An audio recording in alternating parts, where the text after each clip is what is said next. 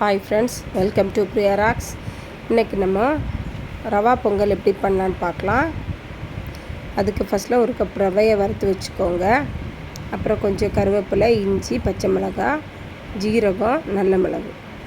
இப்போ நம்ம ஒரு கடாயில் நெய் இல்லைன்னா ஆயில் போட்டுக்கோங்க, தேங்காய் எண்ணெய். அப்புறம் சிறுபருப்பு வேக வச்சு வச்சுக்கோங்க.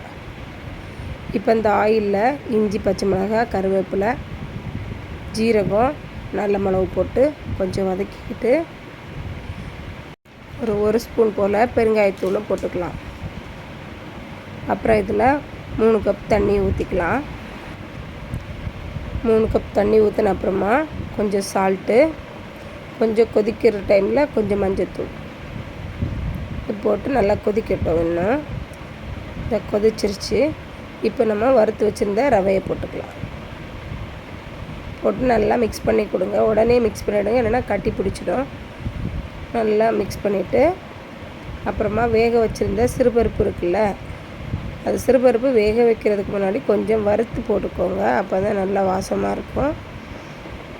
ரவையும் வறுத்துக்கணும், சிறுபருப்பையும் வறுத்துக்கணும். இப்போ 1/4 கப்பு சிறுபருப்பு வேக வச்சதையும் சேர்த்து நல்லா கிளறிக்கலாம். உடனே வெந்துடும், 5 நிமிஷம்தான். அப்புறம் மிக்சிங் பவுலில் எடுத்து சர்வ் பண்ண வேண்டியது தான். ரவா பொங்கல் உப்புமா மாதிரியே இருக்காதுங்க, செம்ம டேஸ்டியாக இருக்கும். எங்கள் பசங்களும் நல்லா சாப்பிட்டாங்க. இதுக்கு தொட்டுக்க சட்னி ஏதாவது வச்சுக்கோங்க. Thank you very much friends.